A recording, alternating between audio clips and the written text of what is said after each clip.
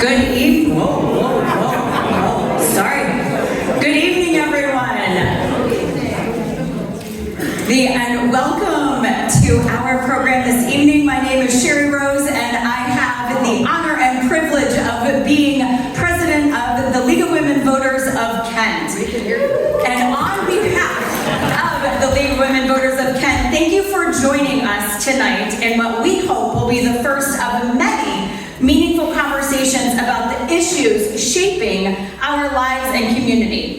We're especially grateful for the UU Church for generously opening the doors of this beautiful space and allowing us to gather here in this welcoming space. Thank you.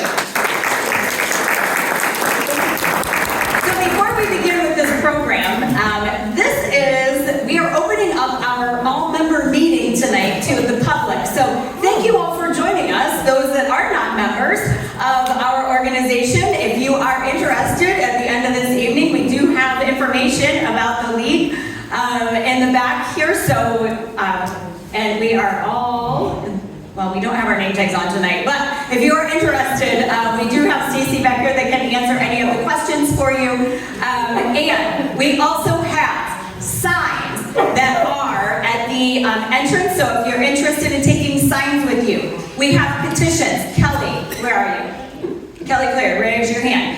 She has petitions for SB1, so if you are interested in signing those petitions, you can see Kelly Clearing. We also have our annual meeting on June 7th. So if you are interested in any information about our annual meeting, June 14th, there will be a rally at the Ravenna Courthouse from 12 to 2. June 14th, 12 to 2, rally. There are berets in the back for sale. There are lots of cookies. So thank you for everyone that brought cookies. A round of applause for all of those. So please take lots of those. We do not want to take those with us, I can tell you. We are on Facebook Live. So if you have people that wanted to be here that couldn't be here, you can go to our League of Women Voters of Kent Facebook page, and we are live right now.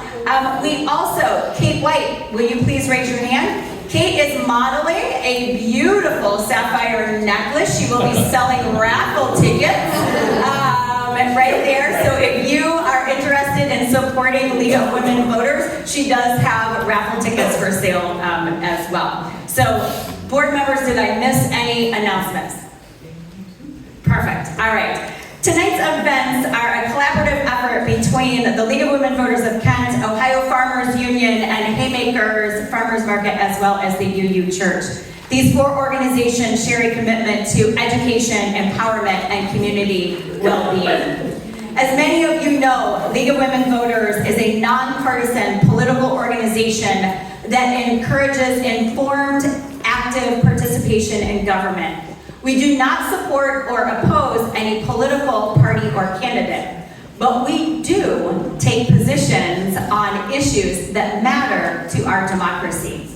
And central to our mission is the belief that democracy depends on an informed and engaged participation of the people.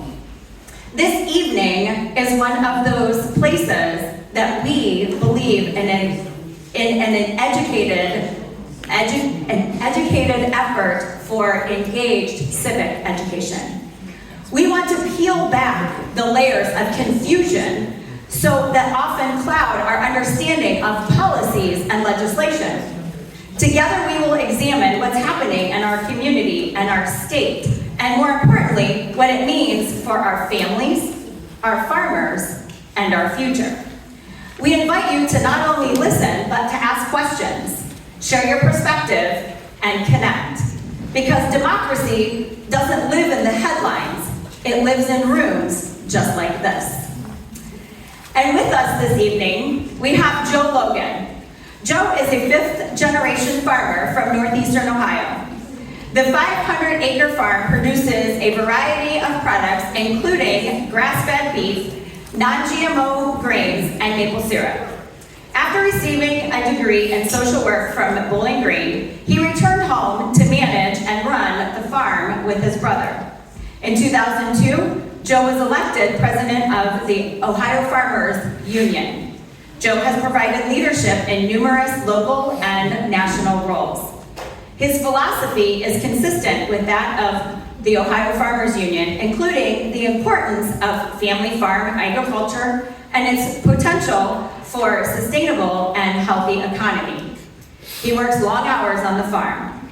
His life experiences, willingness to share expertise and wisdom make him uniquely qualified to share his knowledge. Also with us this evening will be Matt Herbrook, has been an organic farmer for 30 years. Many of you know him from our farmers market and Birdsong Farm in Hiram. There he grows USDA certified organic vegetables, herbs, and flowers, which he sells locally with several area farmers markets, as well as the CSA program. Please join me in welcoming Joe and Matt.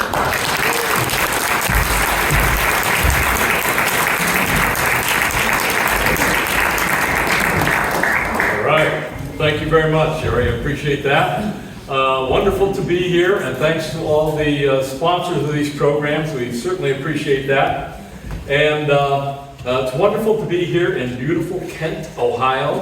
I farm about an hour east of here over near the Pennsylvania border. And Kent is one of sort of those cultural magnets for our area of the state when I was growing up. And frankly, I was a sophomore in college in 1970s, pardon me while I date myself, when the 4 students were killed here on this Kent campus, and it frankly changed my life.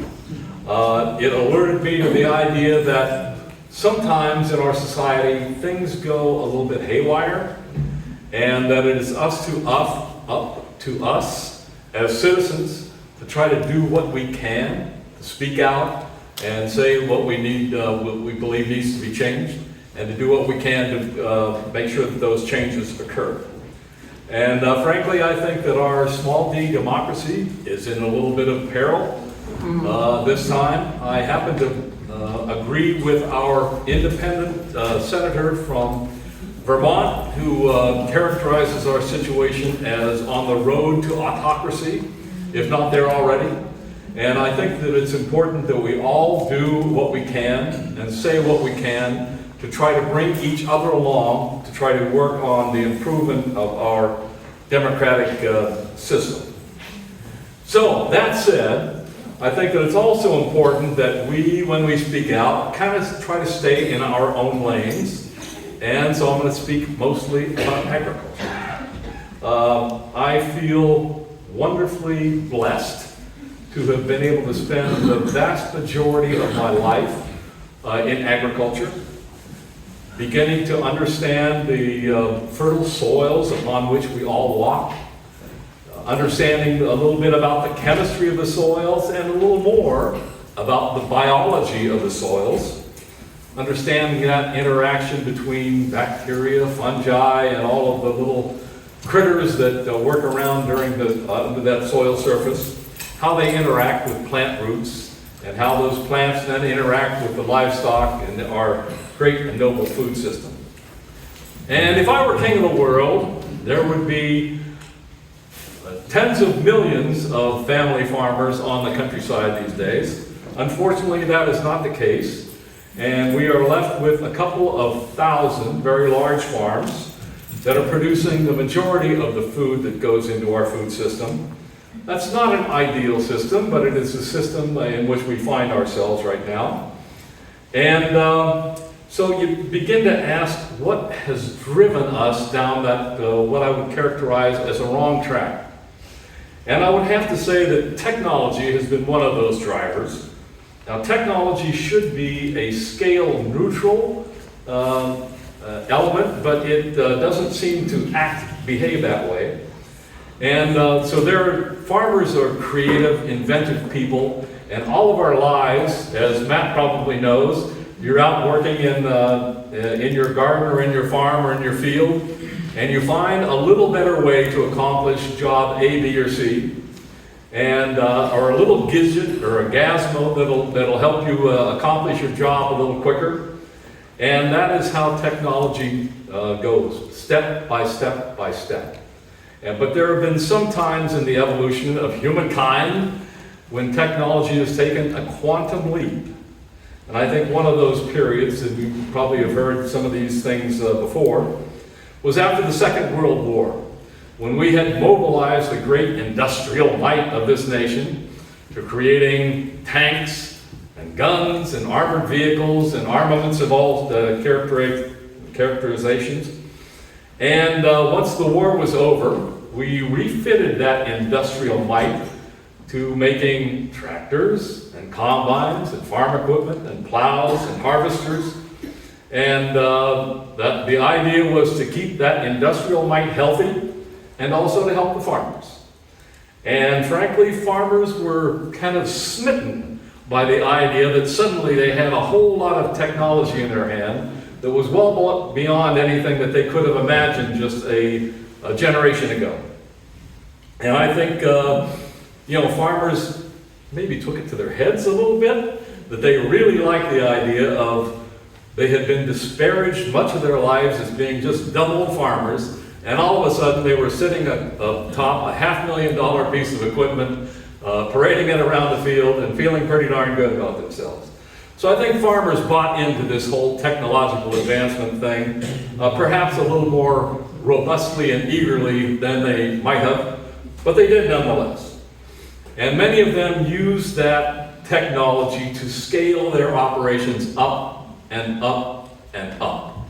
Instead of milking 30 cows, they found out that with a little bit of technology, and maybe the employed help of a number of immigrant workers, they could milk 300 cows or 3,000 cows. Instead of farming 200 acres, they could farm 2,000. And a lot of these things are very seductive to farmers, and I think you can understand that. And so once these farms became scaled up, a lot of them become relatively profitable.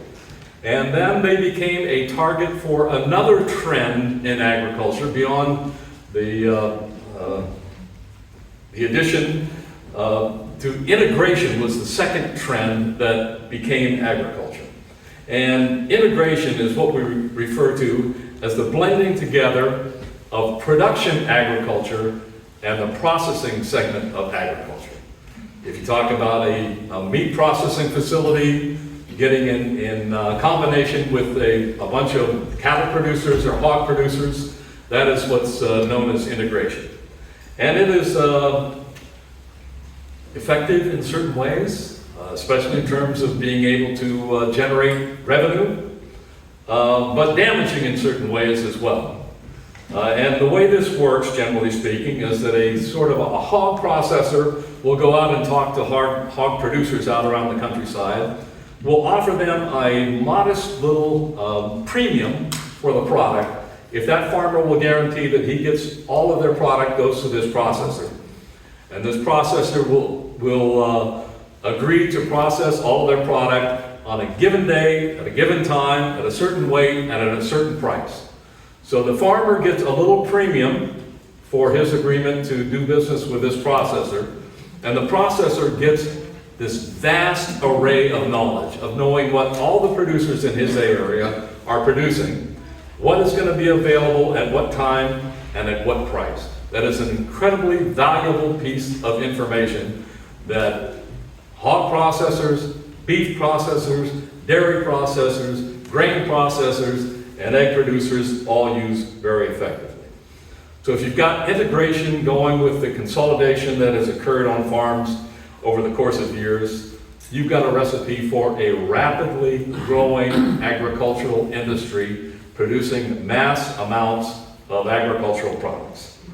So here we go. Farmers are going to now do what they have always done, and that is to outproduce whatever market they're producing for. And so they have done that time after time after time.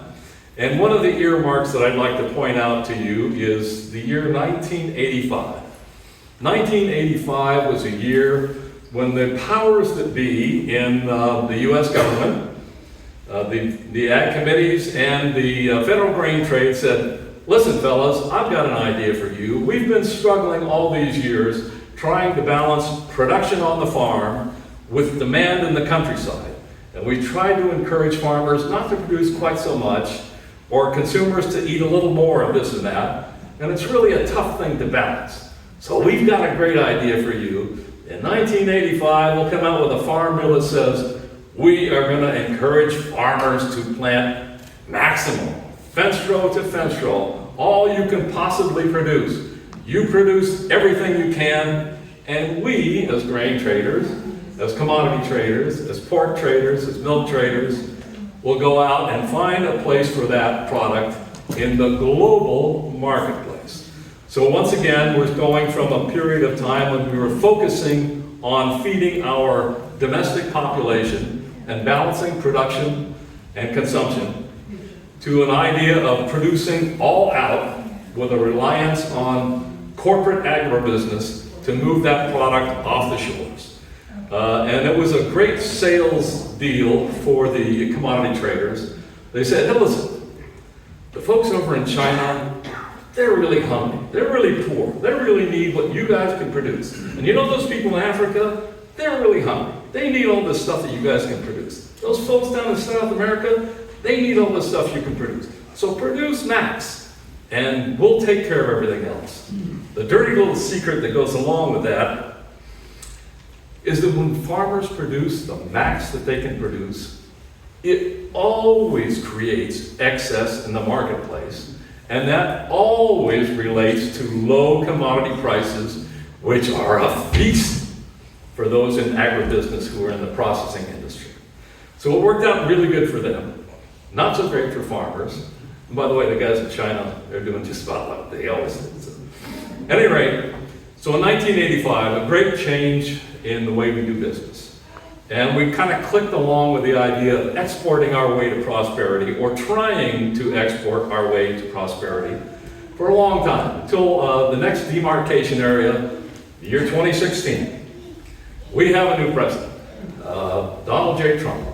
Comes to office with a different idea, and one of his primary ideas is, as I think many of you have picked up, Mr. Trump has a bit of an autocratic style to his nature, and most autocrats have to have somebody that they really don't like very much. And in Mr. Trump's case, it was Chinese. And he had kind of kept his ear to the ground for years before that, and realized that people were walking into their Walmart stores and noticing that everything in the Walmart store was made in China. And that the mom and pop manufacturing facilities up and down Main Street had all gone away, and a lot of them had gone to China and started producing over there. So there was good reason to be mad at China. So by golly, he was going to do something about it. So he got elected as president, and he brought along with him a gentleman named Peter Navarro. Mr. Navarro was an educated man. I'm not sure he was a wise man, but he became the trade advisor for President Trump. And his idea was that tariffs were the solution. And he convinced President Trump, and I'm not sure how much convincing it took, but he convinced President Trump that what we needed to do was apply tariffs to China. This would bring everything back into balance. What would happen is that tariffs would generate a tremendous amount of revenue that the federal government could use. They could use that revenue to do all manner of things that they might want to do. And besides, you could offset taxes, income taxes. Everybody hates income tax. You could do away with the income tax if you put enough tariff on it. And so he actually, there was a kernel of truth behind what he was saying. Because our federal government from 1789 to the year 2013 had very little in terms of actual income taxes in its portfolio. They had used primarily tariffs to generate revenue. Of course, during War of 1812, Mexican War, Louisiana Purchase, even the Civil War, They had to make exceptions to relying upon tariffs. In fact, most of those times they would go out and make massive borrowing from international banks, both in Europe and the United States, and from wealthy individuals. And of course, actually during the Civil War, Congress did impose an income tax for a brief period of time, about 4 years, and then it transmitted after that. So for most of our time, we actually did operate without an income tax until the year 2013, which was when the first permanent income tax came into place. And the mathematics that Mr. Navarro tried to sell this product on were this. The United States imports $4 trillion worth of imports every year. That's a big number. If we just put a 10% tax on $4 trillion, that generates $400 billion. So think of what we could do if we put even a higher tariff on all of the products that we import. Sounds pretty tantalizing. And in addition to that, there is the tantalizing prospects that if we apply tariffs, and if we maintain those tariffs over a long period of time, we can actually entice manufacturers to come back from China and reshore their manufacturing outputs here in the United States. So that's the premise upon which tariffs were sold.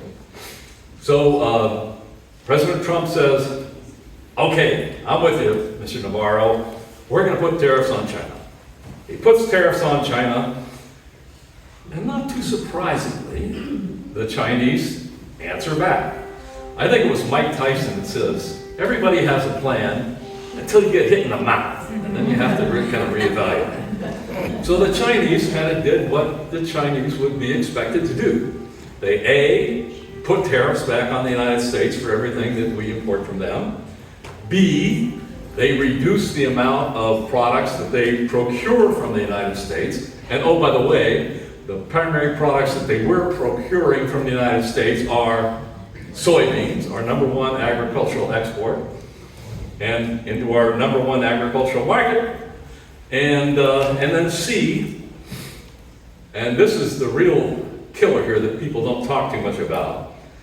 They began to develop a long-term strategy to transition away from depending upon the United States of America as a dependable source for the products that they need.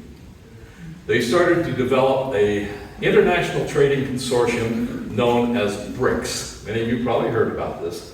It's an acronym: Brazil, Russia, India, China, South Africa. Since this was first established over a decade ago now, they've been joined by dozens of other nations across the country, from Africa, Southeast Asia, to South America. Anyway, it's a pretty big organization. And the purpose of this organization is to conduct international trade from within this consortium and outside of the influence of the United States of America. And we'll talk a little more about some of the internal components of that discussion as we wrap this thing up. But when the United States of America lost our primary sales market for soybeans, we went from selling about 65% of our soybeans to China to selling 16% of our soybeans to China. So a massive disruption in the sales of our agricultural commodities. And farmers began to get freaked out, understandably. And so when that happened, President Trump said to his Secretary of Agriculture, who at that time was a gentleman named Sonny Perdue, said, Sonny, find me a bunch of money to send to these farmers, because we need these farmers. He knew that farmers were instrumental in his achieving the presidency the first time, and he knew he was going to need them the second time. He said, Sonny, find me some money to give to these farmers.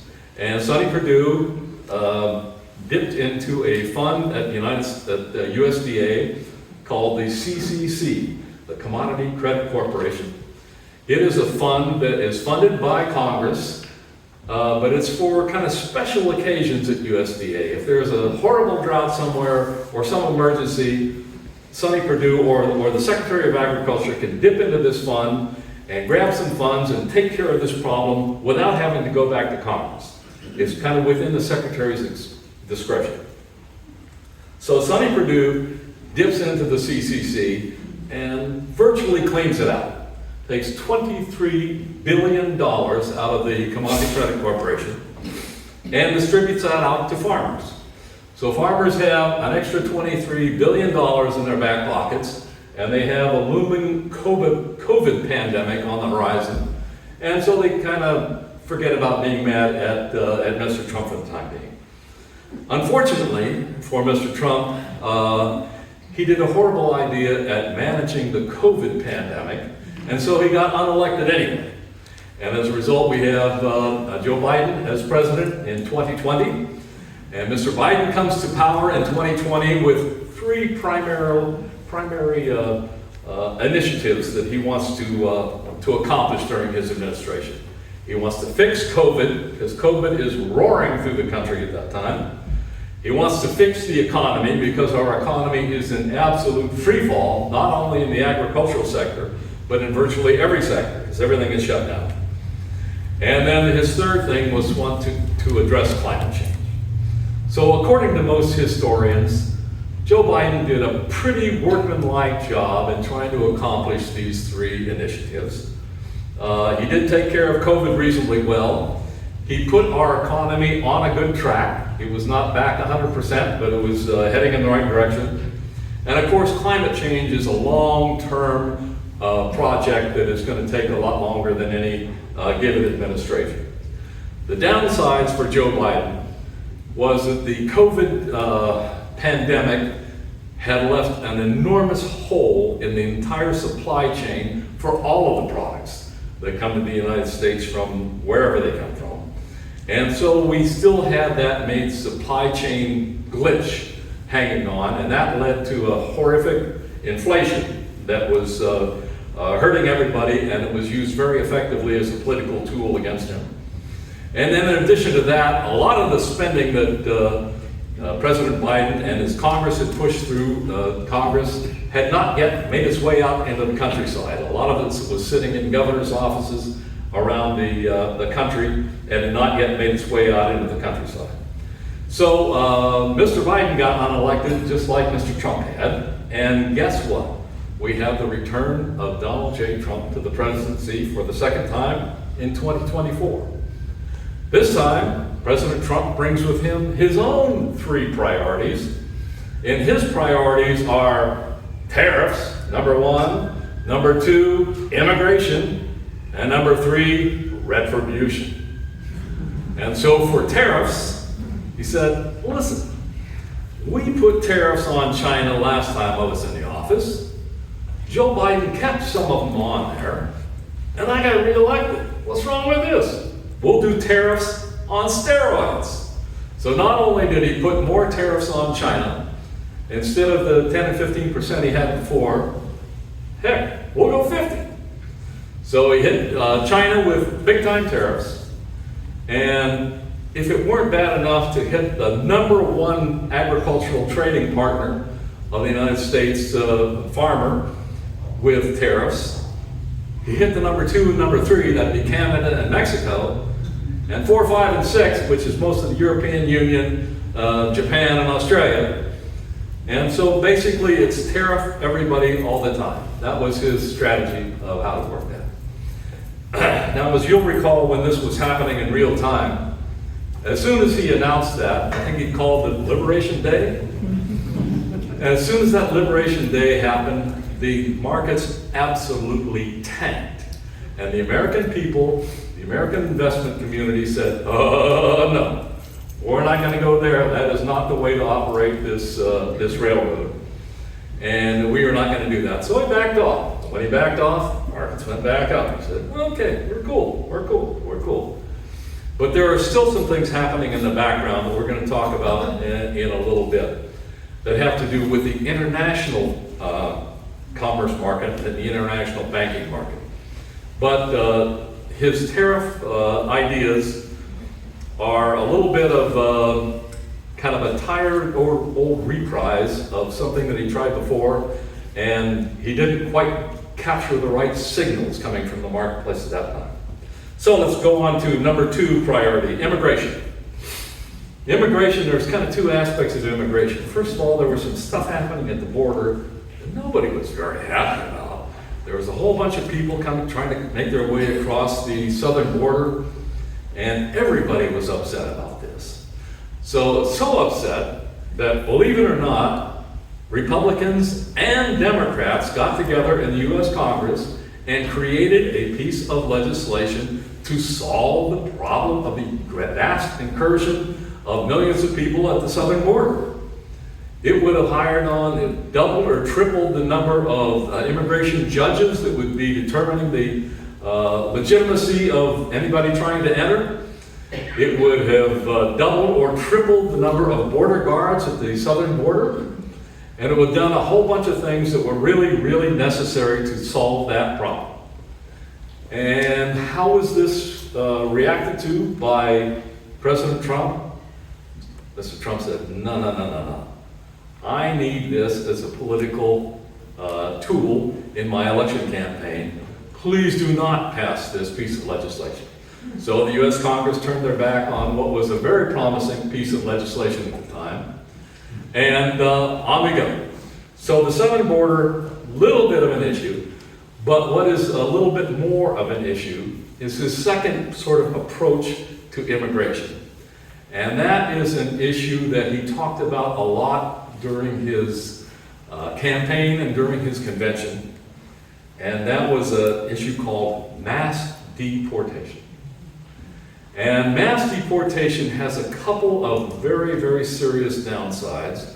Number one being American agriculture is incredibly dependent upon immigrant workers to plant, to tend, and to harvest virtually all the fruits and vegetables. I don't mean all of them, a great deal of the number of fruits and vegetables that we rely upon in this nation.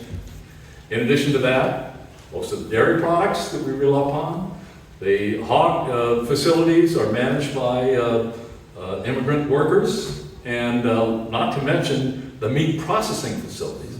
I think many of you may recall during the pandemic when a huge beef processing facility owned by JBS was infected by COVID. Thousands of those workers got sick. They had to shut the place down. It led to a nationwide shortage of meat products. And it got so serious that they made a special provision that JBS was allowed to require those workers to come to work whether or not they were sick. And if they didn't come, they were fired. And of course, as undocumented workers, many of them had no option except to do that. So that is an issue in itself. The second part of the problem of mass deportation is probably the worst. And that is the manner according to which those deportations occur. Many times, customs agents, members of ICE, Customs Border Protection, would swoop into a manufacturing facility or a school or something of that nature and scram up all of the people that they thought were immigrants, put them on a bus, send them to a detention facility in who knows where. And the worst part of that is there's no indication of what law they may or may not have been violating. There was no opportunity for these people to defend themselves in front of a judge or anybody else with any authority. It was just snatch them off the street, send them to a detention facility if they're lucky, and if they're not lucky, they end up in Central America in some godforsaken prison where people are very unlikely to see the light of day ever again. So this is a horrific scenario for anyone. And of course, in this melee, they rounded up a lot of people that shouldn't have been rounded up. And some of the people that even might have been suspect did not get the rights. And I'm sure a few of you have read the United States Constitution. And in the Constitution, they have a provision called due process. And it is a part of our Constitution that says if a person is accused of a crime, they need to be informed of what crime that they are accused as having committed, and have the opportunity to answer that crime and to defend themselves. And if they don't have that opportunity, that is a violation of the United States Constitution. And it says no person, it doesn't say no citizen, it says no person shall be detained without due process. So this violation of due process is a serious constitutional abrogation, and something that none of us should be able to accept. So today we find ourselves in a tough situation. In terms of farming, we are in a situation where our market status is pretty darn precarious. I mean, the farmers out there that are producing the corn, soybeans, wheat, the row crops that we see produced all over the countryside, are wondering what they're going to do with that crop when it comes mature this fall. Because not only is China saying, yeah, we don't want that, most of the European is under the same problem. We now are in a skirmish with the Canadians and the Mexicans, so we have kind of screwed up all of our markets, pardon my French. And farmers are in a really, really, really tough spot. I was on a Zoom call today with some folks from IATP, one of the trade groups that I belong to, and they said that there is already some discussion in the Agricultural Committee about coming up with another $14 billion to pay farmers in compensation for the losses that they will surely incur during this next marketing season. And keep in mind that agricultural commodity prices have already collapsed about 24% from 2 years ago. And of course, the input cost for all the products that farmers need to grow their crops have been increasing dramatically. So farmers are in a tough spot. So right now, we have no farm bill. We have a promise of maybe getting a $14 billion stipend above and beyond the normal subsidies that farmers usually get every year. But then again, we're in the middle of a budget skirmish right now. I understand that the House passed a budget provision. As I understand it, that budget provision takes hundreds of billions of dollars away from not only Medicaid, but a whole array of food and feeding programs that are housed within the USDA.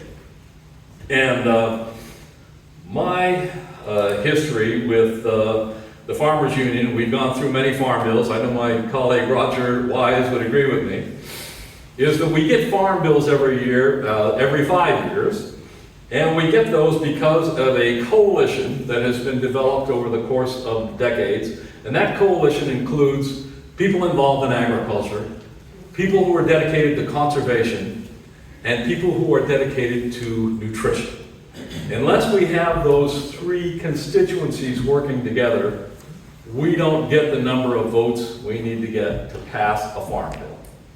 So if we're going to rob hundreds of billions of dollars out of the nutrition programs in the farm bill, I don't know how we get to a situation where we are going to be able to pass a farm bill this year. Without a farm bill, I don't think farmers should be standing on their doorsteps with their hand open waiting for that $14 billion with Trump's name on it to come and land in their hand.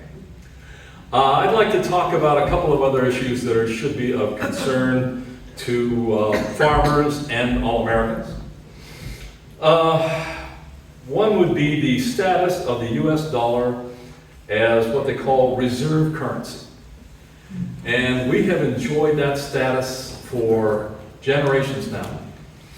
And we have done so because we have managed our economy judiciously. For the most part, we've run up some budget debts, but we've always shown a good faith indication to pay our bills and to take care of the encumbrances that we have. This current administration has shown a propensity to blow a hole in that whole perception.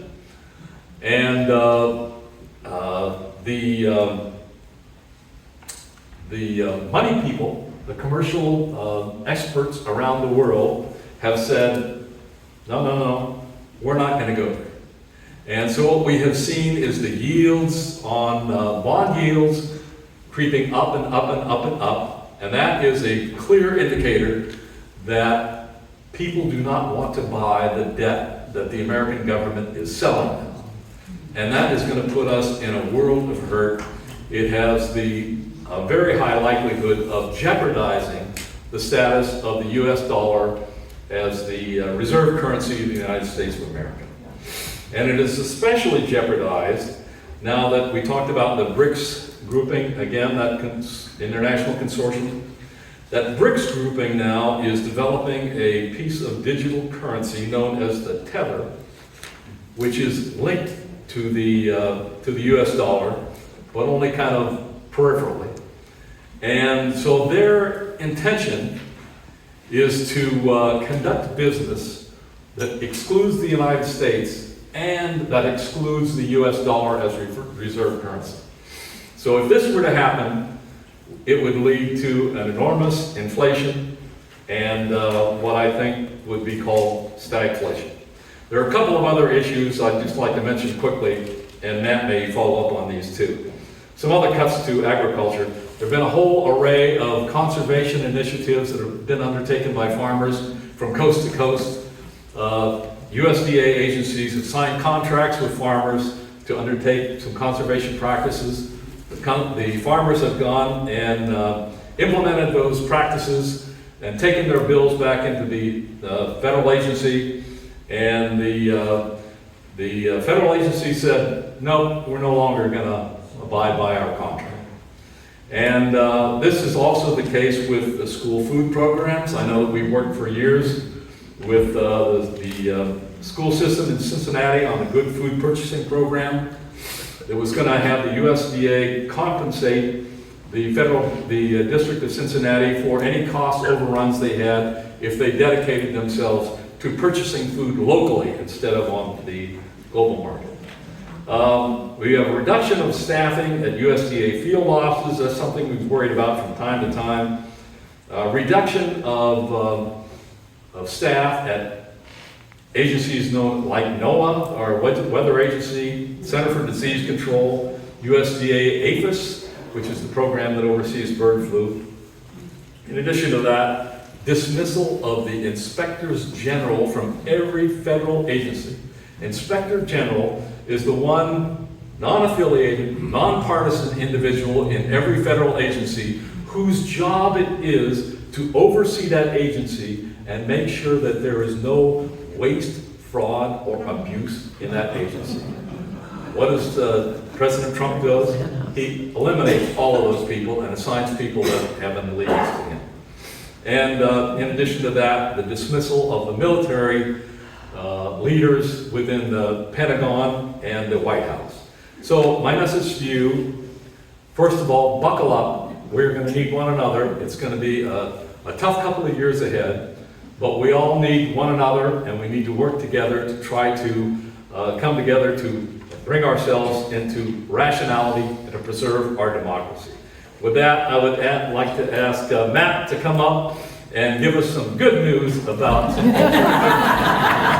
food systems that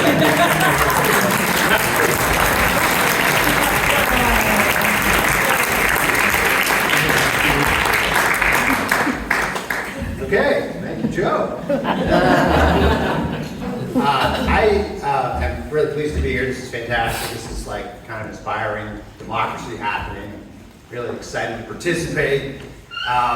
I was asked here, I think, to come and bring sort of a local foods perspective to some of the current administration's policies. I know the word tariffs was in the programming. Tariffs, as Joe pointed out, are they're placed on international trade. I grow a few acres of produce and sell it to you guys. So let me just try and quickly, because I know time is of the essence, distill down and try to give you how the Trump administration's either tariffs or other ag policies are affecting me. I think that's kind of why I was asked to be here. So, it is possible that tariffs, what is probably going to happen is that tariffs are going to raise consumer prices across the board, and families are going to be pinched because everything is going to cost more. And it is very possible that their food dollars are going to be thin, and they are very likely to spend less perhaps at the Haymaker Farmers Market, where I do a lot of business, or at the Chagrin Falls Market, where I do a lot of business, or any other market I do a lot of business. So I think that is very potentially impactful to me and other small family farm food producers. Personally speaking, outside of tariffs, I mean, well, I guess including tariffs, I don't purchase a lot of international products. I think there probably are some products that come out of Canada that I do use, greenhouse plastics and things like that. But again, those costs to a small family food producing farm like myself are not going to put me out of business. Is it a concern? Yes. But there are other concerns, and they are more policy concerns. So personally speaking, small family farms like mine, organic, I'm certified organic by the USDA, we don't get any support really from the federal government. Very, very, very little. And the one small tiny support that I used to get, I no longer get. It was in the Farm Bill, and it is going to be defunded. And I'm just trying to be specific here. There is a fee, a yearly fee to go through USDA organic certification. And it is this year, the fee went up this year, oddly. And it is $1,650 a year. And we used to get, every year, I've been doing this for close to 30 years, what's called the Organic Cost Share Reimbursement, and it's $750. So that's my subsidy. That's the only subsidy that I got from the federal government. $750 a year. And so last year, for example, the fee was $1,275. I got $750 cost share, so my out-of-pocket cost was $525. That's not that bad. That's cost of doing business. I'm talking about the fee for certification, not the costs in labor and things like that, just the fee. This year, the fee went up to $1,650, and cost share is gone. So my out-of-pocket cost for organic certification more than triples from last year to this year. So that's one effect. Another effect. So I'm very concerned, as Joe alluded to, pointed out, the USDA is the administrator of SNAP and EBT benefits.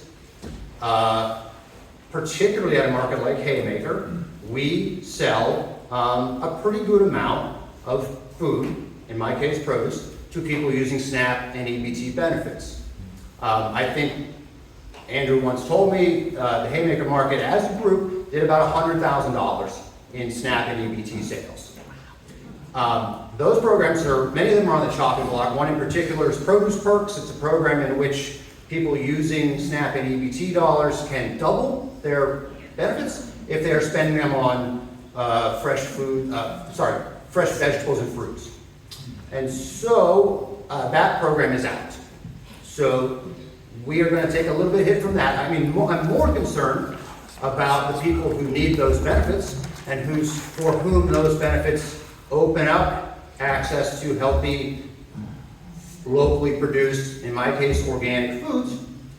But I'm also concerned about the impact on businesses like my own who make those sales. So that's another impactful thing. The organic cost share reimbursement gone. I'm probably going to lose some sales because the Produce Perks program is gone, and who knows what else with SNAP and EBT. Joe also alluded to some conservation programs. Real quick, I'll just follow up on that. I think he touched on this, but how that works is, I currently am not enrolled in one. I have been. I don't do them very often, but how that works is you enter into a contract with the FSA or the USDA for a project. Let's say that project costs $10,000. They come out, they do some paperwork, they look it over. If it's approved, you pay that $10,000 up front, you get the project done, and then they reimburse you some percentage of that. It's typically like 75% of that. So let's say it's a $10,000 project, they'll give you $7,500 in reimbursement. It's a nice helper for small family farms. Those projects, and 10,000 is just a random number I'm picking, I've heard of them up to $500,000. farmers put their neck on the line expecting to be reimbursed, but those programs are all suspended. So many of them have entered into contracts, put the money on the line, and aren't getting repaid. Personally, I am not in that boat. I haven't, not hung out like that right now, but it's a concern. I think, you know, in a larger sense, a more philosophical sense, perhaps, you know, I am an organic farmer because it's an environmental investment that I want to make as a steward of the land. And, you know, I've done it my whole life, and I've dedicated my entire life to it. And our administration currently devalues that every single day. And so, is it a dollars and cents issue for me? I mean, I've just described to you how it can be, but it sort of hurts when your leadership doesn't believe what you do is valuable. I want to tell you, here's the reality, okay? The USDA, okay, it's got a bunch of money, and Joe talked a lot about the pool of money and what they do with it. About half of the USDA's budget is tied up in SNAP and EBT and food assistance programs. It's just the agency that deals with that, and that's a good thing. And I just described to you how that may be somewhat, how I may be somewhat impacted, and how those programs might be somewhat impacted. So that's half the USDA's budget. The other 50%, huge numbers here, the other 50% of the USDA's budget, about 94% of that budget goes to commodity agriculture. In the state of Ohio, that's corn, soy, and wheat, and to some degree dairy.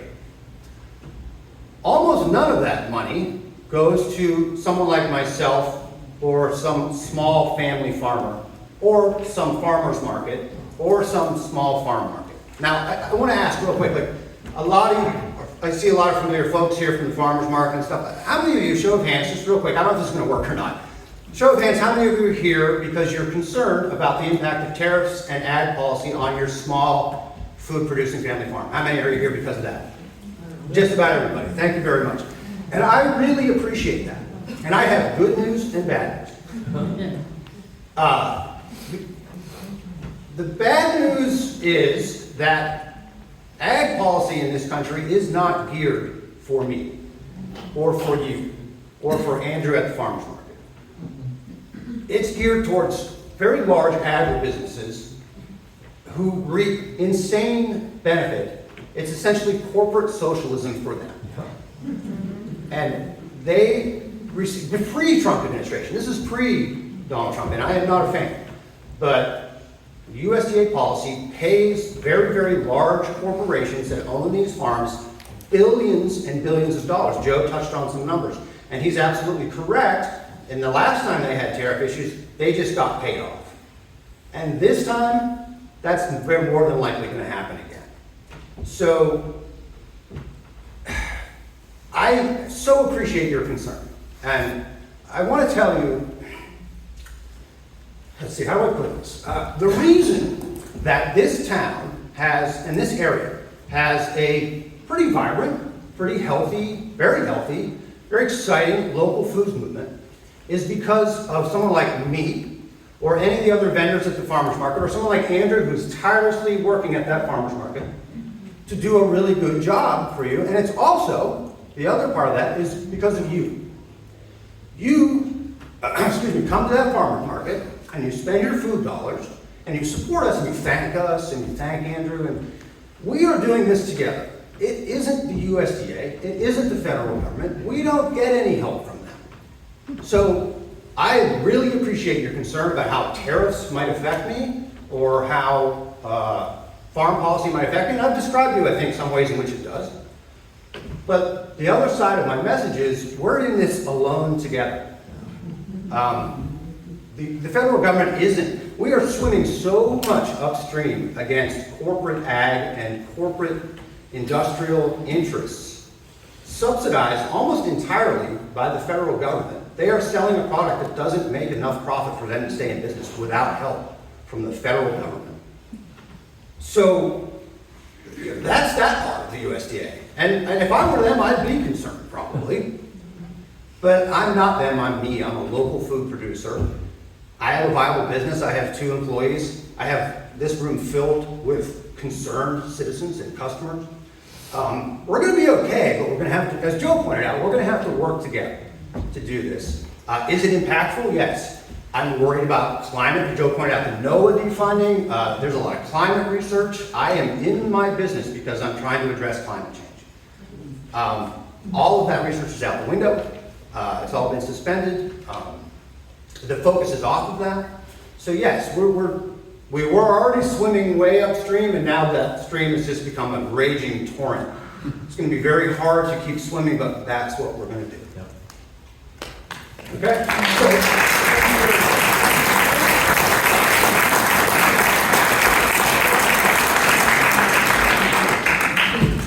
Questions now? Yes, but I need this. Okay. Yeah, they call it. Okay, so if you have a question, there are the cards. And so if you can pass those in, then I will come around and I will get your cards. Okay, and I'm going to, oh, wait, you got them. Okay, and I'm going to put it into my cards.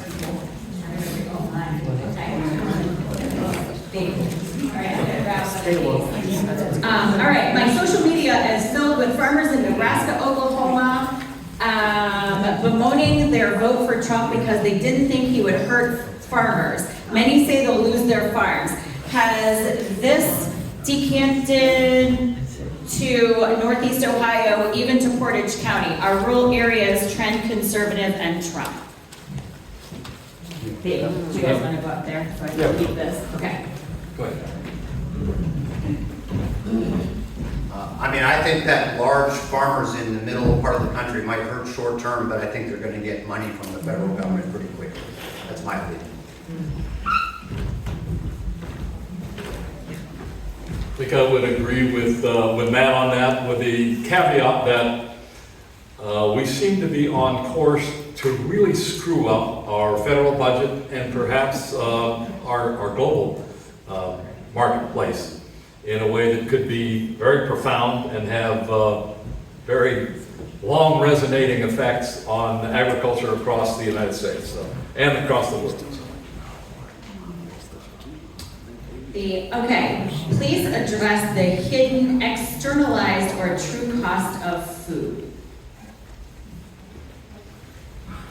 Let me try. Yeah, go ahead. When I first heard that term, externalized costs of food, it was applied to the idea of manure. And the idea was that if you crowd a whole bunch of cows or a whole bunch of pigs or a whole bunch of poultry together, they create a whole bunch of manure. And if you can figure out some cheap way to get rid of that manure without doing it in an environmentally benign manner, that is avoiding an externality of the cost of getting rid of your manure. The same thing could be applied to herbicides. You know, glyphosate is something now that's being debated nationally, and you might see advertisements on TV. Oh, don't cripple farmers by taking glyphosate away, but actually there is this little externalized issue called carcinogen. And so unless we get serious about taking care of those health-related externalities, we're going to be in trouble if we continue to avoid those things. Okay, so this person says, I believe in the power of individuals to make change. Give us 3 things we all can do to affect change and help small farmers and producers. Well, let's see, 3 things. Most towns have a farmer's market. I make my living and I pay 2 employees and I have a son to raise. Farming, I farm full time, and 75% of my sales, gross revenues, are direct at farmers markets. So go to farmers markets and identify the farmers who are growing the food that they are selling. Go to quality farmers markets and go there. That's number 1. Number 2, provide for yourselves. Learn how to perhaps garden if you can. Learn how to lower your own food bill that way. There's a lot of talk about groceries being too expensive. Your farms, Joe, myself, other people you know can help you with that. Okay. Number 3, talk to your friends. Bring your friends to farmers markets. Expose them to CSAs. I have a CSA program myself. I see a number of CSA members of mine here. There are ways in which outside of farmers markets that you can support farms, and so talk to your friends and try to convince them that local foods are of value to not only them but their community. We'll just throw a couple more into the, right. You know, we as farmers like to regard ourselves as independent, self-dependent, but a lot of things happen on the outside that can either make or break us or harm or help us. And so I think it's time that we start to clamor a bit in the countryside. We need to clamor about the situation. Matt, I think characteristically or accurately described the situation as a large majority of the dollars that the federal government spends on agriculture going to those large industrialized farms. That really is not helping the situation at all. And we need to find a more ecumenical, a more fair-minded way to distribute the funds that the federal government distributes. And in order to do that, call your member of Congress, call your member of the U.S. Senate, call your member of the State House, and let them know that you are PO'd, that you don't want to see this sort of scenario continue, and that it's irresponsible, and they need to get their heads out of a place where it doesn't belong, and get them inconsistent with the American That kind of leads to this next question. What are useful issues to address when contacting your legislators? I mean, I'm concerned about the SNAP and EBT thing, and I would bring that up. I think it really impacts health outside of farming things. I think it impacts people's health. I think that removing money from those programs to give tax cuts to wealthy people is immoral. So that'd be one. Do you have another one you want to add? Issues? Yeah, well, there are some issues having to do with labeling that we have struggled with for years. As you may or may not be aware, the Farmers Union has advocated country of origin labeling, mandatory country of origin labeling for years and years and years. And the industry, well, first of all, the commodity groups within the United States joined together with the nation of Mexico and Canada to sue the USDA to get rid of country of origin labeling. They did so successfully, and as a result, you don't know where your food is coming from. And as a result, we know that JBS, who is the largest processor of meat in the United States, and is, by the way, a Brazilian corporation, brings boxed beef in from Brazil, repackages it in USDA facilities, and sells it as product of the USA. Unless we reincorporate some integrity into the market labeling, we will never be able to honor the local farmers and the local producers that are doing the great job out in the countryside of producing quality food and presenting it to the American people. So product labeling is a key issue too. Is it true that wealthy non-farmers who own land which they are paid to not farm? That if they own land and that they are paid to not farm? Yes. I mean, I think that used to be more true than it is now. The first part of your question is, are there wealthy corporations that own farms that don't live there, that live in Miami Beach? Yes, that is true. Are they paid to not farm? That's kind of probably. I think the system is so screwy that, yes, nothing surprising. Okay, and we have one last question, and if we haven't gotten to your question, they will be here to answer any of those as well. But this last one is, farmers have to make production decisions far in advance of growing seasons and harvest. How do these rapidly fluctuating tariffs and policy changes, how are these affecting how to allow them to plan effectively, and what kind of governmental support makes sense for sustainable agriculture. Ooh, that's a two-part. Yeah, I can tell you that there are farmers having discussions with their bankers. Well, most of these discussions happened last winter, really before this, these whole issues came to a head. But bankers are telling farmers, you know what, that loan you needed to buy your seed and to buy your equipment for this year doesn't look like we can afford to give you that loan. And that picture is going to look much, much worse next year.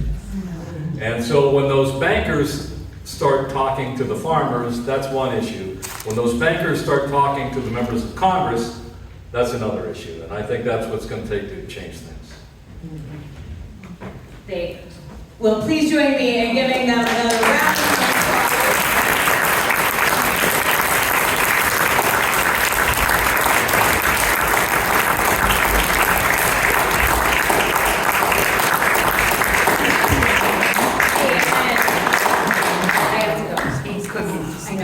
I know, hold on. I have to go back up here because we're on the stream. Okay.